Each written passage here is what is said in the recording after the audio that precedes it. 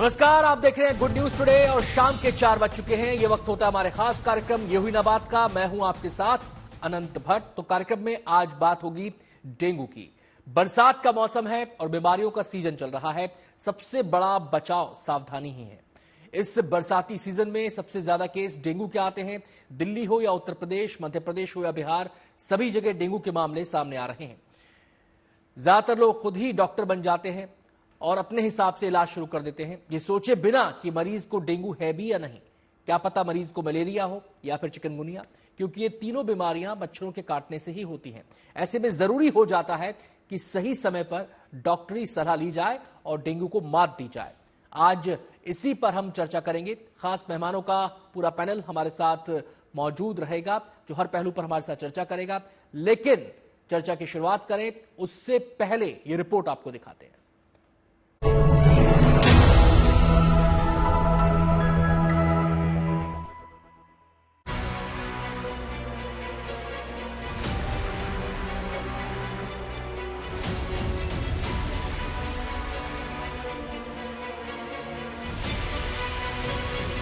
बारिश का मौसम अपने साथ बीमारियों का सीजन लेकर आता है।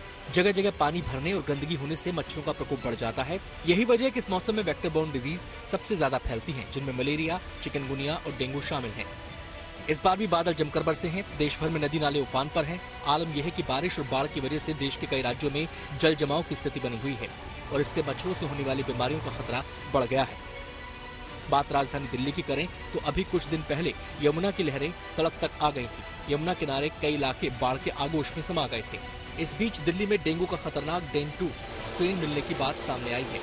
डेंगू के 4 स्ट्रेन में दूसरा स्ट्रेन बेहद खतरनाक माना जाता है। हालांकि दिल्ली सरकार अलर्ट पर है और डेंगू के मामलों पर पैनी नजर बनाए हुए है। कैंपेन है हमारी 10 हफ्ते 10 बजे 10 मिनट, वो कैंपेन हम शुरू करते। हम अखबारों के जरिए जो है उस अवेयरनेस कैंपेन को चलाते, लोगों को बताएं कि डेंगू से हमको जो है चौकन्ना रहना है। हमको कहीं पे भी घर में अगर साफ पानी इकट्ठा हो रहा है तो उसके खिलाफ कार्रवाई करनी है। अस्पतालों को हाई अलर्ट पे किया हुआ है। कल मेरे यहाँ सारे दिल्ली सरकार के और MCD के अस्पतालों के मेडिकल सुपरिटेंडेंट्स की मीटिंग रखी हुई है, जिसमें उनकी तैयारियों का जायज़ा लिया जाएगा। मैं भी जो है आज शाम से जो है अलग अलग अस्पतालों के अंदर औचक निरीक्षण करने जाऊंगा, बिना बताए जाऊंगा, देखूंगा कि वहां पे क्या तैयारियां हो रही हैं। लेकिन डेंगू के मामले दिल्ली तक सीमित नहीं है। उत्तर प्रदेश, मध्य प्रदेश और बिहार का नाम भी इस सूची में शामिल है, जहां डेंगू के मामले सामने आ रहे हैं। जानकारों की माने तो इससे घबराने की जरूरत नहीं है, क्योंकि विशेषज्ञ मानते हैं कि उत्तर भारत में डेंगू का डेंगू स्ट्रेन मिलना कोई नई बात नहीं है। रेनी सीजन है, इसमें वेक्टर बोर्न डिजीज काफी तेजी से फैलते हैं। डेंगू, चिकनगुनिया और मलेरिया, ये क्योंकि मच्छर से वेक्टर के द्वारा फैलते हैं, तो ये हमें सबसे पहले कंफर्म करना होता है कि ये बीमारी जो है डेंगू है भी या नहीं है। दिल्ली में भी डेंगू को लेकर हालात गंभीर नहीं है, लेकिन सतर्कता और सावधानी बेहद जरूरी है, क्योंकि मलेरिया, चिकनगुनिया और डेंगू के लक्षण लगभग एक जैसे होते हैं। इसलिए डेंगू को हल्के में लेने की भूल कभी नहीं करनी चाहिए। के लिए जो डेंगू के लक्षण है आमतौर पर देखने को मिलते हैं कि सबसे पहले बुखार होता है, 3 से 5 दिन तक बुखार होता है, और बुखार होने के बाद जब बुखार कम होता है उस टाइम प्लेटलेट की संख्या कम होती है, जिसकी वजह से शरीर पर लाल रंग के निशान पड़ते हैं। फेस पर, एब्डोमेन में, लोअर एक्सट्रीमिटी में जब लाल रंग के निशान है, इसका मतलब आपको डेंगू हो सकता है। इसके साथ साथ बहुत तेजी से बदन दर्द होता है, आंखों में भारीपन या सिर में दर्द, फ्रंटल हेडेक, ये कॉमन आमतौर पर ये लक्षण देखने को मिलते हैं। कमर में जो दर्द होता है बहुत ज्यादा होता है। डेंगू बीमारी के बारे में जुटाई गई जानकारी से हम इस बीमारी से दूर रह सकते हैं, क्योंकि कोरोना की तरह डेंगू भी हमारे शरीर पर काफी बुरा असर छोड़ जाता है, जिससे उबरने में लंबा वक्त लग सकता है। 95% तक केसेस सेल्फ लिमिटिंग होते हैं। 4 से 5% वो लोग हैं जिनको कि डेंगू काफी सीरियस कॉम्प्लिकेशन कर सकता है। डेंगू हेमरेजिक फीवर हो सकता है, डेंगू शॉक सिंड्रोम हो सकता है, ब्लड प्रेशर कम हो सकता है। तो ऐसी स्थिति में यह आवश्यक है कि हम डॉक्टर के पास जाएं, डॉक्टर की सलाह। जब भी आपको चक्कर आते हैं या बहुत तेज बुखार होता है या आपको बहुत जल्दी कहीं पर भी लाल रंग के निशान पड़ रहे हैं, तो इसका मतलब है कि आपको डॉक्टर से सलाह लेना आवश्यक है और डेंगू का टेस्ट कराना है। दवाई के साथ साथ खान पान का ध्यान रखना भी बेहद जरूरी है। बुखार के दौरान शरीर में पानी की कमी हो जाती है, ऐसे में नारियल पानी और दूसरे फलों का जूस मरीज को लेते रहना चाहिए। हालांकि ऐसे मामलों में बच्चों, बुजुर्गों और गर्भवती महिलाओं को तुरंत अस्पताल में भर्ती करवाना सही फैसला रहता है। जब भी डेंगू होता है तो उसमें कैपिलरी लीक सिंड्रोम होता है, यानी कि जो ब्लड का जो प्लाज्मा होता है वो कम हो जाता है और हीमो कंसंट्रेशन होता है, हिमेटोक्रिट है वो बढ़ जाता है। जब हिमेटोक्रिट बढ़ेगा या खून गाढ़ा होगा और प्लाज्मा लीक होगा तो उसकी वजह से काफी सारी कॉम्प्लिकेशन होती हैं। उसका असर वाइटल ऑर्गन्स पे आता है, हार्ट पे आता है, किडनी पे आता है, ब्रेन पे आता है। तो उससे बचने के लिए हमें महत्वपूर्ण है कि हम अपने जो फ्लूइड बैलेंस है उसको बिल्कुल ठीक रखें। काफी सारे पानी या जो लिक्विड है, तरल पदार्थ हैं, वो थोड़े थोड़े अंतराल के बाद लें। डॉक्टर मरीज को खुद डॉक्टर बनने से बचने की सलाह देते हैं। मेडिसिन के अलावा सही खान पान और साफ सफाई का भी ध्यान बेहद जरूरी है। Bureau report, good news today. तो डेंगू के मामले लगातार सामने आ रहे हैं और आप सावधान रहें, सतर्क रहें, क्योंकि सावधानी ही सबसे बड़ा बचाव है किसी भी बीमारी से मुकाबले के लिए। यही सलाह डॉक्टर्स भी आपको दे रहे हैं, तमाम एक्सपर्ट्स भी आपको दे रहे हैं। लेकिन अगर किसी को डेंगू हो जाए तो घबराने की जरूरत नहीं है, इसका इलाज है, बशर्ते आप डॉक्टर की सलाह पर आगे बढ़ें। तो तमाम पहलुओं पर विस्तार से हम चर्चा करेंगे। इसमें इलाज से लेकर और इसके लक्षण तक और उपाय तक पर बात होगी, साथ साथ खान पान पर भी बात होगी। हमारे साथ खास मेहमानों का पूरा पैनल है। सबसे पहले मेहमानों से आपका परिचय करा दें। हमारे साथ डॉक्टर सुशीला कटारिया मौजूद रहेंगी, जो कि सीनियर डायरेक्टर हैं इंटरनल मेडिसिन मेदांता में। बहुत बहुत स्वागत है मैम आपका। इसके अलावा हमारे साथ सीनियर फिजिशियन डॉक्टर जीसी वैष्णव भी इस चर्चा का हिस्सा रहेंगे।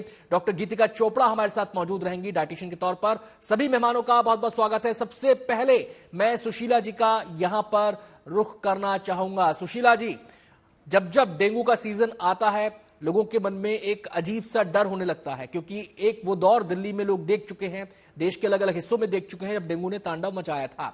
लेकिन अब अगर हम अब की बात करें तो इस सीजन में डेंगू के सबसे पहले स्ट्रेन की बात कर लेते हैं। कितने स्ट्रेन इसके होते हैं, कौन कौन से स्ट्रेन एक्टिव होते हैं, उनमें सबसे ज्यादा जो खतरनाक है, हानिकारक हो सकता है, कौन सा स्ट्रेन है?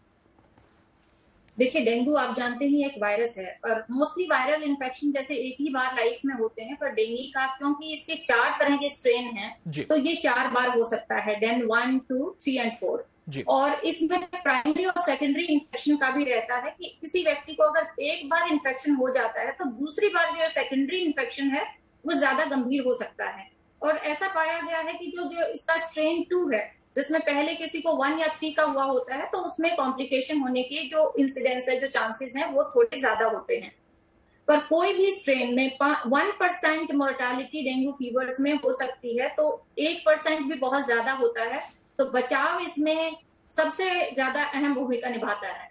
जी, मैं आपके पास आता हूं डॉक्टर सुशीला, मैं आपके पास आता हूं। मैं सीधे डॉक्टर जीसी वैष्णव का यहां पर रुख करना चाहूंगा। डॉक्टर साहब, स्ट्रेन की बात तो हो गई, अब कहा यह जाता है कि स्ट्रेन 2 सबसे ज्यादा हानिकारक हो सकता है। क्या स्ट्रेन 2 का होना अपने आप में हानिकारक है, या इसके साथ जो इसके साइड सिचुएशन भी अगर होती है? क्योंकि यह भी कहा जाता है कि स्ट्रेन 2 में हेमजेरिक बुखार अगर हो जाए तो स्थिति ज्यादा गंभीर हो जाती है।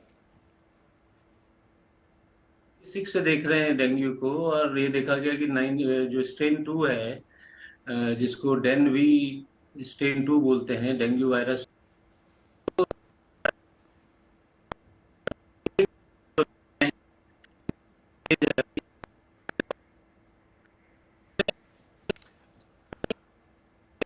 डॉक्टर वैष्णव, आपकी आवाज हम तक साफ नहीं पहुंच रही। हम कोशिश करते हैं कि आपकी आवाज हम तक साफ साफ पहुंचे और उसके बाद हम आपसे बातचीत के सिलसिले को आगे बढ़ाएंगे। फिलहाल मैं डॉक्टर सुशीला का यहां पर रुख करना चाहूंगा। डॉक्टर साहिबा, आप ये जो हम बात कर रहे हैं कि स्ट्रेन 2 की जो आपने बात बताई कि ये सबसे ज्यादा इसको खतरनाक माना जाता है, इसमें गंभीर स्थितियां हो सकती हैं। अगर इसके साथ अगर किसी को स्ट्रेन 2 से कोई पीड़ित है और उसके साथ हेमरेजिक फीवर की उसमें बात अगर आती है, तो ये इसकी कितनी गंभीरता हो सकती है? हेमरेजिक फीवर होता क्या है, कैसे ये गंभीरता को बढ़ा देता है? जी, डेंगू हेमरेजिक को समझने के लिए हमें ये समझना होगा कि डेंगू बुखार के मरीज किस तरह से प्रेजेंट करते हैं। तो एक है क्लासिकल डेंगू, जिसमें बुखार होता है और व्यक्ति 1 हफ्ते में ठीक हो जाता है, उसके साथ में उसको शरीर में दर्द होते हैं। लेकिन 10% लोग ऐसे होते हैं जिसको हम कहते हैं जब फीवर डेफरवेसेंस, जब बुखार उतरता है उस टाइम हमारे शरीर की जो छोटी छोटी धमनियां हैं, जो कैपिलरीज हैं, उनके बीच के जो बंधन है वो खुल जाते हैं और जो सारा ब्लड में जो पानी है वो टिश्यूज में इकट्ठा होना शुरू हो जाता है। स्किन में आपको लगेगा पेशेंट सूज गया है, फेफड़ों में चला जाता है। ऐसी स्थिति को हम कहते हैं डेंगू हेमरेजिक फीवर। इसके साथ में जरूरी नहीं कि बहुत मैसिव ब्लीडिंग हो, यूजुअली जो कैपिलरी लीक होता है जिसकी वजह से खून गाढ़ा हो जाता है, खून का वॉल्यूम कम हो जाता है और वाइटल ऑर्गन सफर करते हैं, उसको कहते हैं हम डेंगू हेमरेजिक फीवर। ये हीमोग्लोबिन का बढ़ जाना बहुत खतरनाक है। यहाँ पर लोगों में मेनली मिसकंसेप्शन ये रहता है कि प्लेटलेट घट रही है तो सीरियस है। नहीं, प्लेटलेट घटना स्वाभाविक है, जो 8वें 9वें दिन स्वतः ही ठीक हो जाएंगी, लेकिन हीमोग्लोबिन का बढ़ना स्वाभाविक नहीं है, डिहाइड्रेशन स्वाभाविक नहीं है। सो कैसे पता चले कि कौन सा मरीज कॉम्प्लिकेशन में जाएगा? तो जिस व्यक्ति को या जिस बच्चे को या जिस अडल्ट को बार बार पेट में मतलब उल्टी हो रही है, मितली आ रही है, बहुत तेज पेट में दर्द हो रहा है, मसूड़ों से या कहीं से खून आ रहा है, उसको कहते हैं हम वार्निंग साइंस। जिसको ये वार्निंग सिम्टम्स हैं, ऐसे मरीजों का खास ख्याल रखना चाहिए, उनको हॉस्पिटल में एडमिट होना चाहिए। चलिए, मैं डॉक्टर सुशील आपके पास आता हूं और डॉक्टर जीसी वैष्णव का भी हम रुख करेंगे, एक बार उनसे हमारा संपर्क स्थापित हो जाए। इस बीच मैं डॉक्टर गीतिका चोपड़ा का यहां पर रुख करना चाहूंगा। डॉक्टर साहिबा, जब भी कोई बीमारी आती है तो उसमें खान पान एक इंपॉर्टेंट रोल अदा करता है, क्योंकि खान पान का सीधा संबंध हमारे मेटाबॉलिज्म से है, हमारी इम्यूनिटी से है। डेंगू की जब बात होती है तो ये भी हम आपसे जानेंगे कि क्या क्या चीजें हमें खान पान में किनका ध्यान रखना चाहिए अपने डाइटरी प्लान में। लेकिन सबसे पहले ये बताइए किन चीजों का परहेज रखना चाहिए। कुछ लोग होते हैं जिनको कॉफी की आदत है, वो कॉफी पीना पसंद करते हैं। कुछ लोग होते हैं जिनको मसालेदार खाने की आदत होती है। इन चीजों का क्या परहेज डेंगू के दौरान करना जरूरी हो जाता है? बिल्कुल, आपकी बात ठीक है। कॉफी जो, क्योंकि कैफीन इंटेक उसके अंदर हाई है, कॉफी चाय का इंटेक हमें कम करना चाहिए। तला हुआ और भारी खाना बिल्कुल भी ना खाएं, क्योंकि जितना तला हुआ और भारी खाना खाएंगे इस टाइम पे आपका ऑलरेडी डाइजेस्टिव ट्रैक जो है, आपका जो डाइजेशन है, जो आपका हाजमा है, वो स्लो हो चुका है, तो आपको उसको भी अवॉइड करना चाहिए। उसकी जगह आप पानी ज्यादा पीजिए और अपनी डाइट का ध्यान रखना बहुत जरूरी है इस टाइम पे। तो भारी खाना और फ्रीक्वेंट मील्स लेनी चाहिए, क्योंकि लोग नॉर्मली क्या करते हैं, बहुत देर तक का गैप रख लेते हैं। तो इतना लंबा गैप रखने के बजाय हमें थोड़ी थोड़ी देर के बाद खाना चाहिए, ताकि आपकी बॉडी डाइजेस्ट कर पाए और हजम कर पाए जो आप खा पा रहे हैं।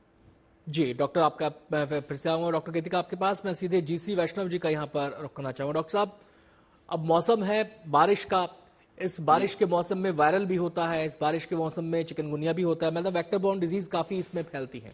अब मसला आता है कि पहचान कैसे की जाए कि हमें कौन सा बुखार है, हमें वायरल है, हमें चिकनगुनिया है, हमें मलेरिया है, हमें डेंगू है। और लोग इस कंफ्यूजन में अपने ही जजमेंट लेना शुरू कर देते हैं अपने बारे के अंदर। तो कैसे मेकआउट किया जाए कि जिस फीवर से कोई व्यक्ति ग्रसित है वो डेंगू का है या किसी और बीमारी का ये बुखार है? देखिए, डेंगू वायरल फीवर में, अब मेरी आवाज आ रही है आप तक? जी बिल्कुल क्लियर आ रही है सर।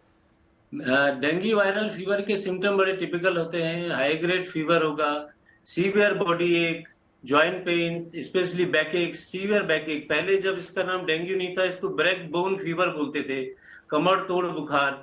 तो इस तरह के फीवर होंगे। स्पेशली आई बॉल्स में पेन होता है, आई बॉल के पीछे आदमी कंप्लेन करता है कि बहुत दर्द हो रहा है, आंखों के घुमाने में दर्द हो रहा है। और रैशेज उसके बाद आते हैं। शुरू में पहले 3 दिन हाई ग्रेड फीवर होगा, फिर 4th-5th डे फीवर कम हो जाएगा, लेकिन रैशेज डेवलप हो जाएंगे और प्लेटलेट कम होने शुरू हो जाते हैं। फिर 7th डे तक प्लेटलेट गिरते हैं, उसके बाद अपना भी प्लेटलेट चढ़ने लगते हैं। जो नॉर्मल दूसरा वायरल, जो सीजनल वायरल चल रहा है अभी, उसमें कोल्ड, कॉफ, गले में दर्द और फीवर, हेडेक, बॉडी एक, ये सब चीजें हो रही हैं। ये डिफरेंट होता है। आप बहुत रेयरली पाएंगे कि डेंगू के केसेस में पेशेंट को कॉफ, कोल्ड हो रहा है या लूज मोशन हो रहे हैं या वायरल गैस्ट्रोएंटाइटिस जो चल रहा है आजकल, वो थोड़ा डिफरेंट है। वायरल डेंगू के सिम्टम बहुत ही सीवियर और पेनफुल सिम्टम है, जिससे पेशेंट अब काफी पेशेंट समझदार हो गए इतने साल तक देखते हुए, तो वो आके ही बोलते हैं कि साहब मुझे लगता है डेंगू हो गया। इस तरह के फीचर्स होते हैं इसके। जी तो, अगर हम डॉक्टर साहब, अगर हम आपसे चाहें, अगर आप बताना, हम आपसे चाहते हैं कि ये जो कुछ एक कॉमन सिम्टम्स हैं जो हर बीमारी में मिलते हैं, चिकनगुनिया में भी है, उसमें भी कहा जाता है कि शरीर को तोड़ देता है, वो काफी कमजोरी फील होती है, हेडेक उसमें भी होता है, तेज बुखार उसमें भी चलता है। लेकिन कुछ ऐसे सिम्टम्स जो डेंगू को अलग, बिल्कुल अलग कर देते हैं कि ये सिम्टम्स अगर हैं तो ये डेंगू हो सकता है, डेंगू हो सकता है। डेंगू के सिम्टम मैंने बताया आपको, हाई ग्रेड फीवर के साथ आईबॉल के पीछे जो दर्द होता है वो बहुत टिपिकल है। आंख को मूव करने में पेन होता है, कमर में दर्द बहुत सीवियर होता है, सीवियर माइल्जिया, इसमें जो मसल पेन जो है बहुत सीवियर होता है डेंगू में, which is different from others. जो चिकनगुनिया और चीजें हैं जिनमें जॉइंट पेन्स वगैरह होते हैं, वो बाद में उनका डायग्नोसिस होती है और उसमें भी प्लेटलेट गिरते हैं। बट डेंगू का जो टिपिकल सिम्टम है, सीवियर हेडेक, बॉडी एक, बैक एक, आई बॉल में पेन, और उसके 3 दिन के बाद रैश, जब प्लेटलेट कम होने शुरू होते हैं तो रैशेज आने शुरू हो जाते हैं, स्पेशली एंकल के अराउंड और अपर लिम्ब में आने शुरू होते हैं। ये टिपिकल सिम्टम है। अगर साथ में पेट में सूजन, वोमिटिंग, नोशिया, भूख नहीं लगना, तो इसका मतलब उसको डेंगू हेमोरेजिक फीवर की तरफ जा रहा है, वो डेंगू शॉक सिंड्रोम। उसके बाद ब्रीदिंग डिफिकल्टी होने लगती है, ये बाद के सिम्टम है। इनिशियल सिम्टम में डेंगू का सबसे सिम्टम है कि ये बहुत पेनफुल सीवियर बॉडी एक, बैक एक करके साथ आता है। जैसे मैंने बताया, कमर तोड़ बुखार इसको बोलते थे, पहले ब्रेक बोन फीवर बोलते थे। तो इसमें एक ऑलमोस्ट क्रिपल्ड भी हो जाते हैं patient, they have to be carried to the hospital in wheelchair और स्ट्रेचर। मैं आता हूं डॉक्टर साहब आपके पास में, डॉक्टर सुशीला का यहाँ पर रुख करना चाहूंगा। डॉक्टर साहब ये बताइए कि ये जो बीमारियां होती हैं, खासकर वायरल डिजीज जो होती हैं, इसमें म्यूटेशन की बात कही जाती है कि इसमें म्यूटेशन हो जाता है और उसका म्यूटेशन के हिसाब से उसके जो इम्पैक्ट है, उसका जो असर है, उसका जो प्रभाव है, उसमें भी बदलाव आता रहता है। इतने सालों के अंदर अगर हम बात करें तो ये म्यूटेशन क्या डेंगू में देखे गए हैं, उस फीवर में देखे गए हैं, और उसमें क्या कुछ बदलाव भी देखा गया, उसके पैटर्न में कुछ बदलाव देखा गया?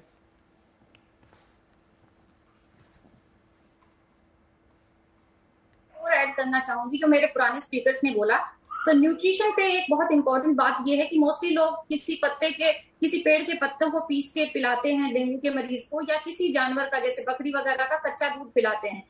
तो आपके माध्यम से मैं ये कहना चाहूंगी कि ये मरीज को दोनों चीजें हार्मफुल ज्यादा हो सकती हैं, फायदा नहीं करेंगी, एसिडिटी बढ़ा सकती हैं, और साथ में कुछ इन्फेक्शन जैसे ब्रूसेला होते हैं। सो इस तरह का कोई भी दूध वगैरह अनपास्चराइज्ड डेंगू के दौरान मरीज को बिल्कुल नहीं पिलाया जाए। दूसरा आपने पूछा डायग्नोसिस का, तो डायग्नोसिस पेशेंट शुरू में कई बार नहीं पता चलता है सिम्टम से। डायग्नोसिस डेंगू का जो है वो हमेशा टेस्ट के आधार पे ही किया जाता है, और डॉक्टरों की सहूलियत के लिए अभी रिसेंटली जो रिसर्च हुई थी जिसने कहा कि ट्रॉपिकल फीवर सिंड्रोम है, जिसमें 6-7 बुखार हैं, जैसे मलेरिया है, डेंगू है, चिकनगुनिया है, टाइफाइड है, लेप्टोस्पायरा है और टाइफस है। सो इन सब के 6 के 6 बुखार के जो सिम्टम्स हैं वो एक जैसे ही होते हैं, जिसको हम ट्रॉपिकल फीवर सिंड्रोम बोलते हैं, और उसमें इन्वेस्टिगेट करना बहुत जरूरी है, और उसको इन्वेस्टिगेट करने के तरीके भी डिस्क्राइब किए गए हैं जो एक साइंटिफिक प्लेटफॉर्म पे हम डिस्कस कर सकते हैं। तीसरा आपने पूछा कि क्या म्यूटेशन से फर्क पड़ा है, तो डेंगू की कोई स्पेसिफिक ना तो हम मोनोक्लोनल एंटीबॉडी इस्तेमाल करते हैं, ना कोई वायरल ट्रीटमेंट इस्तेमाल करते हैं। सो इसलिए ट्रीटमेंट सेम ही रहता है, चाहे वो डेंगू 1 हो, 2 हो, 3 हो या 4 हो। अक्सर ऐसा देखा गया था पहले से 1996 से केसेस आ रहे हैं दिल्ली में, और हर तीसरे साल बहुत ही गंभीर इसकी गंभीरता बढ़ जाती है, पर इसकी म्यूटेशन से फर्क नहीं पड़ता। ये डेन 1, 2, 3, 4 स्ट्रेन शुरू से ही चलते आ रहे हैं, चारों का इलाज सेम ही है। हाँ, कुछ पर्टिकुलर स्ट्रेन में हॉस्पिटलाइजेशन का रिस्क 10% हो जाता है, मॉर्टेलिटी 1% से बढ़कर 2% तक चली जाती है। जी डॉक्टर सुशीला, मैं आपके पास आता हूं। इस बीच हमारे साथ एक और डॉक्टर साहब जुड़ गई हैं, डॉक्टर मेहुल हमारे साथ इस समय जुड़ चुकी हैं, जो कि स्त्री रोग विशेषज्ञ हैं। डॉक्टर साहब, आपसे हम ये जानना चाहते हैं कि जब भी कोई बीमारी आती है तो उसको हम कैटेगराइज करते हैं कि इसका बच्चों पे क्या इम्पैक्ट है, इसका बुजुर्गों पे क्या इम्पैक्ट है, युवाओं पर क्या इम्पैक्ट है, स्त्रियों पर क्या इम्पैक्ट है। हम आपसे विशेष तौर पर ये जानना चाहते हैं कि जो गर्भवती महिलाएं हैं, क्योंकि सीजन चल रहा है, बीमारी किसी को भी लग सकती है, और जो गर्भवती महिलाएं हैं उनकी अपने आप में एक विशेष कंडीशन होती है, काफ़ी उनको लेकर मेडिकली भी काफ़ी सेंसिटिव उनको होना पड़ता है, दवाएं देने में, उनका ट्रीटमेंट करने में काफ़ी प्रिकॉशंस वहाँ पे लेने पड़ते हैं। अगर किसी गर्भवती महिला को डेंगू हो जाए, वो इस संक्रमण का शिकार हो जाए, देन व्हाट? कितने उसमें प्रिकॉशन की जरूरत है, कितनी सावधानी की उस समय जरूरत है, और कैसे कैसे चीजों को आगे बढ़ा जाए, कैसे इलाज की दिशा में आगे बढ़ा जाए? गर्भवती महिला को अगर डेंगू हो जाता है तो फर्स्ट ऑफ ऑल एक तो डेंगू में फीवर में वीकनेस पहले से ही आ जाती है पेशेंट को, तो गर्भवती महिलाओं में इन जनरल ही कमजोरी ज्यादा होती है, तो इस चक्कर में डेंगू की वजह से उनको बुखार, कमजोरी ज्यादा फील हो सकती है और उनके प्लेटलेट लेवल का ध्यान रखना चाहिए, क्योंकि प्लेटलेट अगर ज्यादा कम हो जाते हैं तो उनको ब्लीडिंग का डर रहता है। और अगर प्रेगनेंसी में डिलीवरी से पहले ब्लीडिंग हो गई जो अवल नाल के पीछे के हिस्से में हुई, तो बच्चा पेट में खराब होने का भी डर रहता है, प्रीटर्म डिलीवरी का भी रिस्क रहता है अगर बुखार बढ़ जाए तो। और प्लेटलेट ज्यादा डाउन हो जाते हैं तो डिलीवरी के टाइम पे ब्लीडिंग का भी रिस्क ज्यादा हो जाता है। जी, तो ऐसे में ट्रीटमेंट कितना बड़ा चैलेंज है आपके एक गायनेकोलॉजिस्ट के लिए? ट्रीटमेंट ऐसे में कितना बड़ा चैलेंज है और कैसे आपके मतलब ट्रीटमेंट का जो लाइन ऑफ ट्रीटमेंट है वो वही रहेगा जो एक सामान्य पेशेंट के लिए होता है या प्रेग्नेंट के वुमेन के लिए अलग होता है? ट्रीटमेंट सेम रहता है, बस ये है कि इनका फॉलो अप थोड़ा फ्रीक्वेंटली रहता है, बिकॉज प्रेगनेंसी में आप हर तरीके की दवाइयां नहीं दे सकते, वो रिस्ट्रिक्शंस आ जाता है, बिकॉज हर दवाई बेबी पे इफेक्ट करती है। सेकेंड थिंग कि फॉलो अप आपको रेगुलर थोड़ा सा कंपैरेटिवली नॉर्मल पेशेंट प्रेग्नेंट महिलाओं में थोड़ा फ्रीक्वेंटली फॉलो अप करना पड़ेगा जी, और अगर जरूरत पड़े तो एडमिट भी करना पड़ सकता है। मैं आता हूं डॉक्टर नेहुल आपके पास में, डॉक्टर जीसी वैष्णव का यहाँ पे रुख करूंगा। डॉक्टर साहब, अब सवाल ये उठता है कि हमने लक्षणों की बात कर ली, हमने ये बात कर लिया कि कैसे इसके ट्रीटमेंट की दिशा में आगे बढ़ा जाए, कितना ये गंभीर स्थिति हो सकती है, लेकिन लोग अक्सर पैनिक हो जाते हैं जब थोड़ा सा भी सिम्टम सेकंड स्टेज सिम्टम जब आना शुरू होता है, लोग अक्सर पैनिक हो जाते हैं। तो उनके जहन में सवाल ये आता है कि हॉस्पिटल कब जाना है? क्या डेंगू पूरी तरह घर पर रहकर ही ठीक हो सकता है या शुरुआत से ही हॉस्पिटल ट्रीटमेंट की जरूरत है? देखिए, इसमें पहले 3 दिन जो हाई ग्रेड फीवर होता है उसको तो कंट्रोल करना चाहिए, लेकिन जो सिम्टम जो ब्लड टेस्ट में पॉजिटिविटी आती है वो 3rd डे के बाद आती है कि प्लेटलेट गिरने शुरू हो जाते हैं 3rd डे से। तो अब हॉस्पिटल में हम यहाँ पे पॉलिसी है कि 50,000 से अगर नीचे किसी के प्लेटलेट हो रहे हैं देन वी एडमिट देम, उनको एडमिशन की तब जरूरत पड़ती है, क्योंकि WHO क्राइटेरिया पहले था कि 20,000 से नीचे प्लेटलेट हो और कहीं से ब्लीडिंग नहीं हो रही है तो यू कैन वेट, आपको प्लेटलेट देने की जरूरत नहीं। अब वो 10,000 तक चला गया। WHO कहता है कि 10,000 तक भी आप वेट कर सकते हैं अगर ब्लीडिंग नहीं है। अगर ब्लीडिंग है तो आप 50,000 से नीचे कभी भी प्लेटलेट दे सकते हैं।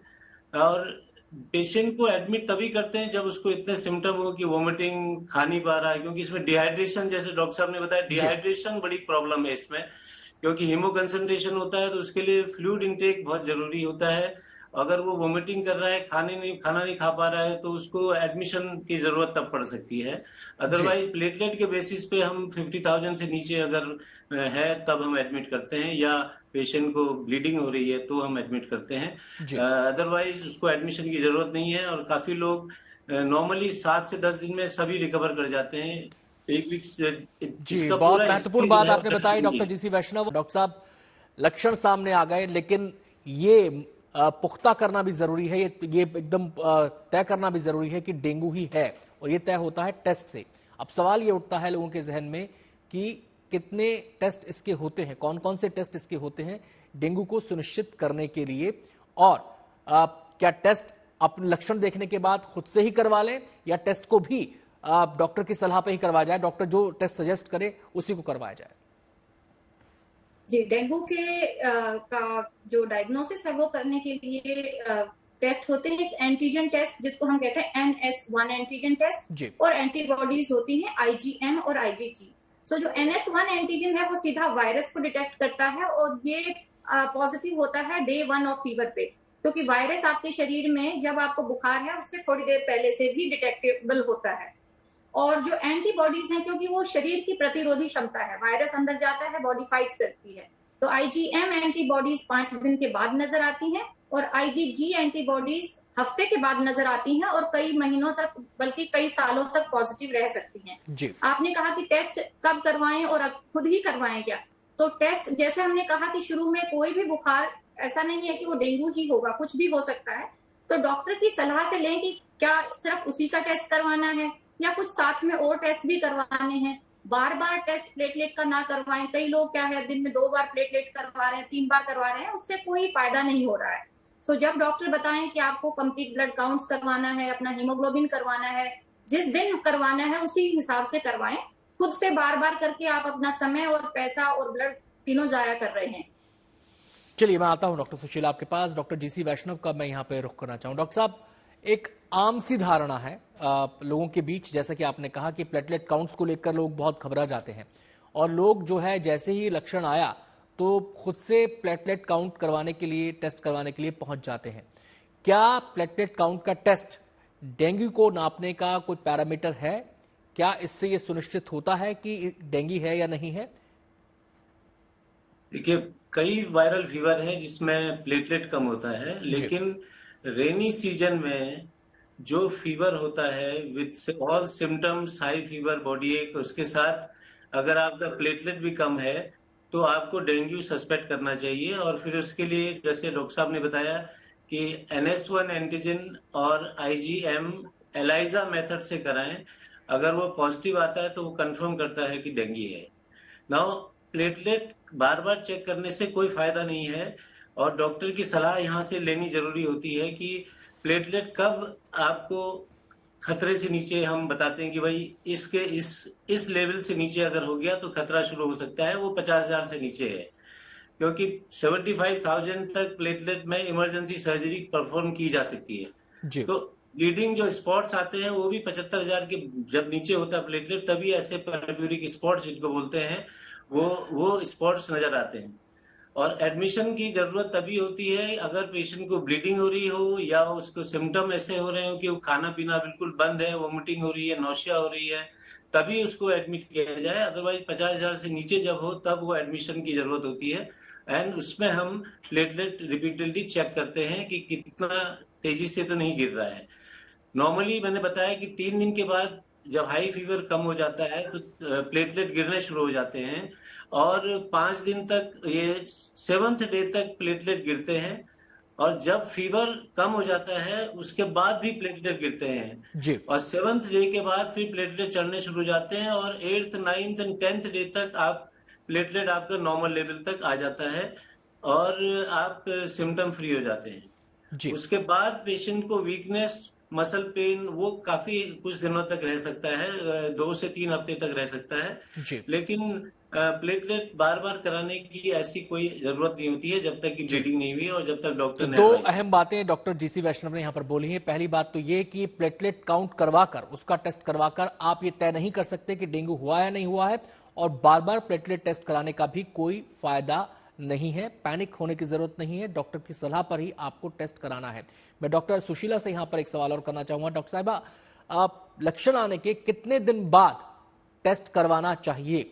कितने दिन बाद ये टेस्ट में पकड़ में आ सकता है, या फिर जैसे ही लक्षण आए तो तुरंत ही ये पकड़ में आ जाता है? देखिए, इसमें जो NS1 एंटीजन है वो तो आपको डे 1 पर भी पॉजिटिव हो सकता है, लेकिन किसी भी फीवर में इस मौसम में जो भी बुखार है, एक तो बुखार उतारने के लिए स्ट्रॉन्ग दवाई ना लें, पैरासिटामोल लें। वो जो non steroidal anti inflammatory drugs होती हैं, आइबुप्रोफेन वगैरह, वो नहीं लेनी चाहिए क्योंकि वो आगे जाके नुकसान कर सकती हैं। तो चाहे तो व्यक्ति 3 दिन तक सिर्फ पैरासिटामोल और हाइड्रेशन के साथ रहते हैं और फिर 3 दिन में अगर बुखार नहीं उतर रहा उस टाइम पे टेस्ट करवाएं, डेंगू का या जो भी रेलिवेंट टेस्ट हो उसके। पर इस सीजन में ध्यान रखें कि कोई भी खुले में इंट्रामस्कुलर इंजेक्शन ना लगवाएं और NSAIDs की ड्रग्स ना लें। जहां तक टेस्टिंग की बात है, डे 1 पर भी पॉजिटिव आ सकता है और डे 5 तक NS1 एंटीजन पॉजिटिव ही रहता है। मैं आता हूं आपके पास। डॉक्टर नेहुल का मैं यहाँ पर रुख करना चाहूंगा। डॉक्टर नेहुल, हम बात कर रहे थे प्रेग्नेंट वुमेन की और उसके बारे में आपने बताया कि उनका लाइन ऑफ ट्रीटमेंट क्या हो सकता है, क्या क्या कॉम्प्लिकेशंस उनके साथ हो सकती हैं। लेकिन अब बात आती है छोटे बच्चों की भी। जो बच्चे हैं, अगर वो इसकी चपेट में आ रहे हैं तो उनको कैसे बचाया जाए? उनके लिए कौन कौन से जो एक पूरा प्रोसेस है, किस किस स्टेप पर क्या क्या करना चाहिए? बच्चों के लिए जो न्यूबॉर्न चाइल्ड है, फर्स्ट ऑफ ऑल ये मिथ होता है कि अगर मदर को डेंगू हुआ है तो ब्रेस्ट फीडिंग नहीं कराना, ये चीज गलत है। Breast feeding is very important for the babies immunity. तो ब्रेस्ट फीडिंग को नहीं रोकना है बच्चों के लिए। बस ये है कि बच्चे को जब मदर के पास भी हो, जब ब्रेस्ट फीड नहीं कर रहा हो, तो बच्चे को मॉस्किटो नेट्स के अंदर रखे और बच्चे को और मदर को दोनों को रेपेलेंट्स लगा दे ताकि मॉस्किटो बाइट ना करे। बाकी बच्चों का भी हाइड्रेशन मेंटेन करना चाहिए। जी, और वो हाइड्रेशन कैसे मेंटेन होगा?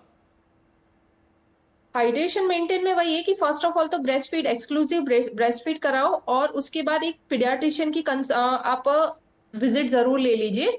और बच्चों का भी जो ब्लड टेस्ट है, प्लेटलेट्स और CBC काउंट, वो करा लीजिए। आता हूं डॉक्टर नेहुल आपके पास। डॉक्टर गीतिका का यहां पर मैं रुक करना चाहूँ। डॉक्टर साहब, आपसे दो चीजें मुझे पूछनी है। पहली बात तो ये कि एट लार्ज अगर हम बात करें तो किन बातों का खान पान का ध्यान रखें, खासकर डेंगू के सीजन में जिन लोगों को हुआ है वो भी और जिन लोगों को हो चुका है वो भी, उनके लिए खान पान की किन बातों का ध्यान रखना चाहिए? कौन कौन सी चीजें ऐसी हैं जो उनकी इम्यूनिटी को बूस्ट कर सकती हैं, उनके मेटाबॉलिज्म को बूस्ट कर सकती है, उनके शारीरिक ताकत को, क्षमता को बढ़ा सकती है?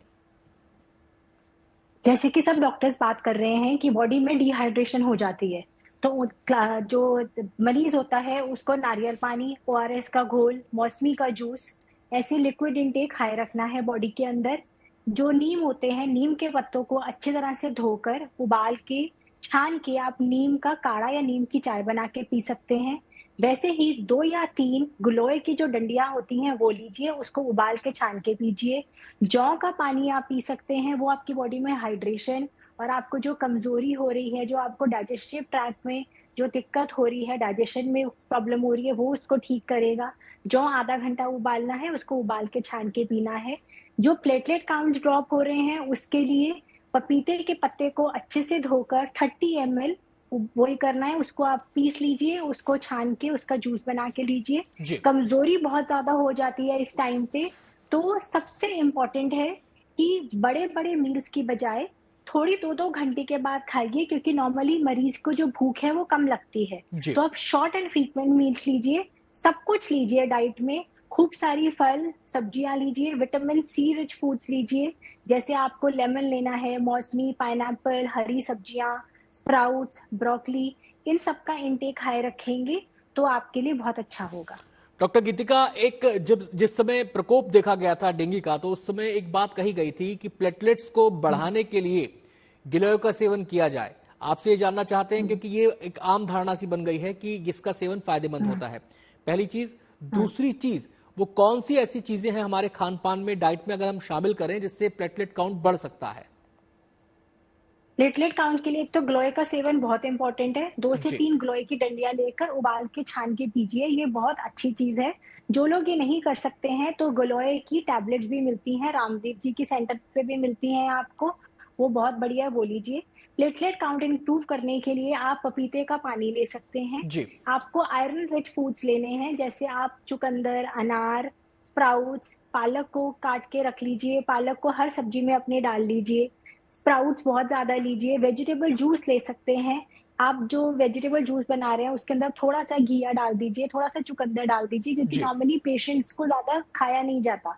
तो अगर हम उनको जूसेस के थ्रू या हम सूप के थ्रू डाइट में अगर हम दे देंगे तो वो बहुत अच्छा रहेगा उनके लिए। आता हूं डॉक्टर गीतिका आपके पास, और भी बातें आपसे करेंगे और भी डाइटरी जो आपकी टिप्स हैं वो आपसे जानेंगे। इस बीच डॉक्टर सुशीला कुछ कहना चाह रही हैं। मैम, यस, क्या कहना चाह रही हैं?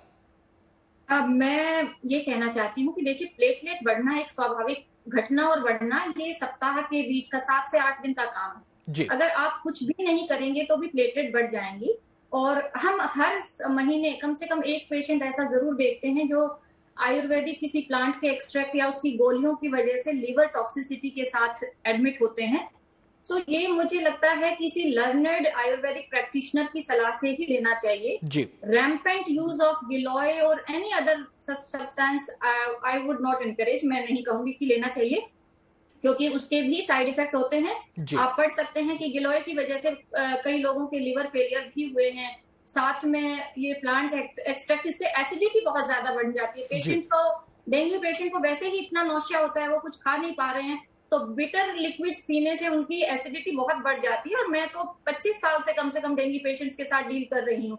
तो मुझे लगता है प्लेटलेट की चिंता नहीं करनी चाहिए, वो स्वाभाविक अपने आप बढ़ जाएगी। डिहाइड्रेशन की चिंता करनी चाहिए। बिल्कुल सही, क्योंकि अगर आप दवाई ले रहे हैं तो भी उस सूरत में भी, ट्रीटमेंट आप ले रहे हैं उस सूरत में भी एक्सपर्ट की सलाह, एक्सपर्ट डॉक्टर की सलाह, और अगर कोई खान पान संबंधी कोई आप डाइट चार्ट फॉलो कर रहे हैं तो वो भी एक्सपर्ट की देखरेख में ही करना है। ये यहां पर बिल्कुल स्पष्ट तौर पर समझ लेना चाहिए। मैं सीधे अब डॉक्टर जीसी वैष्णव का यहां पर रुख करूंगा। डॉक्टर साहब, टेस्ट की हम बात कर रहे थे कि कैसे टेस्ट के जरिए ये मेकआउट किया जा सकता है कि डेंगू है या नहीं है। अब मसला आता है कि अलग अलग कैटेगराइज हम करें। क्या डेंगू का जो इम्पैक्ट है, उसका जो असर है, वो सभी एज ग्रुप्स पर समान होता है, या फिर इसका इम्पैक्ट बच्चों में अलग तरीके से आता है, युवाओं में अलग तरीके से आता है, बुजुर्गों में अलग तरीके से आता है, या इसमें भी इम्यूनिटी इंपॉर्टेंट हो जाती है कि हर व्यक्ति को अलग अलग तरीके से ये इम्पैक्ट करेगा? देखिए, ये जो डेंगू वायरस है, ये इसका बड़ा सिद्धांत वाला वायरस है ये। हमारे प्रैक्टिस में हमने ये देखा, पिछले इतने सालों से हम डेंगू पेशेंट देख रहे हैं कि एक तो प्रेग्नेंट लेडीज को कम पेशेंट आते हैं, प्रेग्नेंट लेडीज।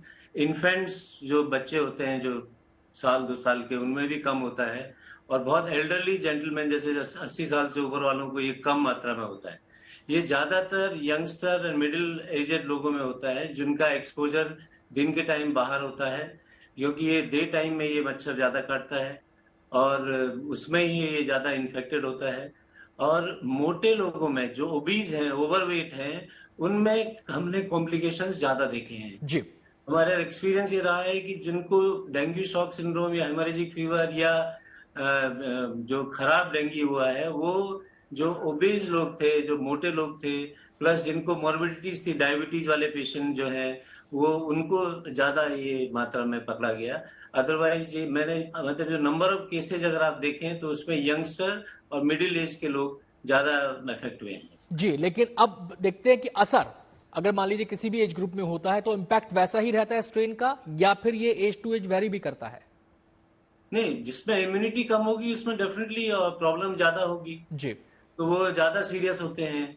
लेकिन ये बताना बड़ा मुश्किल है, क्योंकि हमने यंगस्टर्स भी देखे हैं जो बिल्कुल किसी को कोई मॉर्बिडिटी नहीं थी, वो डेंगू शॉक सिंड्रोम में चले गए और मतलब उसमें फर्टिलिटी हुई है और काफी पेशेंट इसमें डेथ भी हो जाती है, क्योंकि फिर वो डेंगू शॉक सिंड्रोम में पॉलीसिरोसाइटिस मतलब तीनों जगह, हार्ट में, लंग में, पेट में पानी भर जाता है, फिर रेस्पिरेटरी डिस्ट्रेस हो जाता है, फिर वेंटिलेटर में चले जाते हैं और ब्लीडिंग के एपिसोड्स और बढ़ जाते हैं। फिर वो डीआईसी करके एक डिसेमिनेटेड इंट्रावेस्कुलर कोगुलेशन होता है, वो हो जाता है।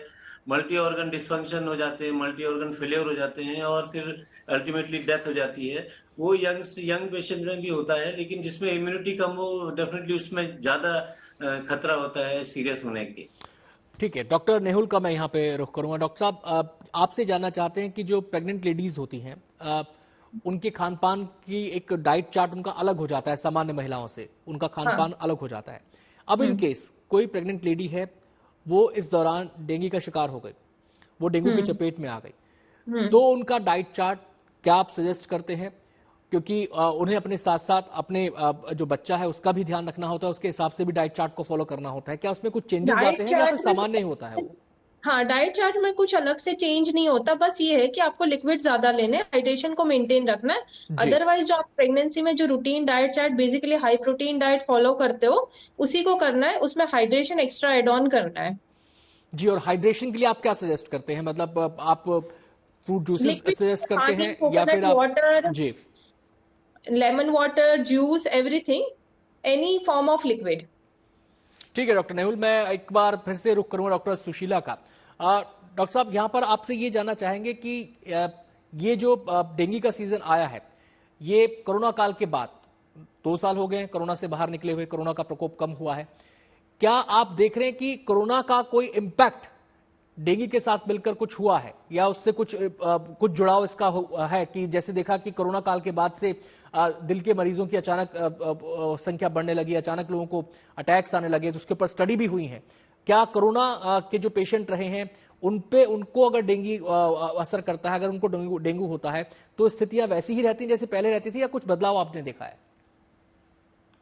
जी, कोविड के दौरान या कोरोना काल के दौरान मोस्टली लोग घर में रह रहे थे, प्रिकॉशंस ज्यादा ले रहे थे और एक्सपोजर कम था। तो हमने नोटिस किया कि पिछले 3 साल में जो डेंगू के पेशेंट्स थे वो ज्यादा नहीं हुए, लेकिन इस साल जो संख्या है वो ज्यादा होकर आ रही है, क्योंकि पहले जैसी स्थितियां हो गई हैं।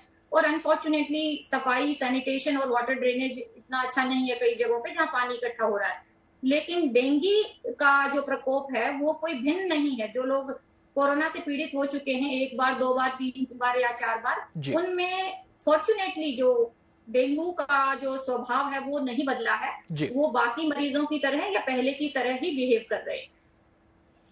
बहुत बहुत शुक्रिया डॉक्टर सुशीला, आपका हमसे बातचीत करने के लिए। डॉक्टर जीसी वैष्णव का भी शुक्रिया अदा करेंगे। डॉक्टर नेहुल, आपका भी बहुत बहुत शुक्रिया। डॉक्टर गीतिका, आपका भी बहुत बहुत शुक्रिया तमाम पहलुओं पर विस्तार से रोशनी डालने के लिए और इंपॉर्टेंट यूजफुल टिप्स देने के लिए कि आखिर इस बीमारी का सामना किया कैसे जाए।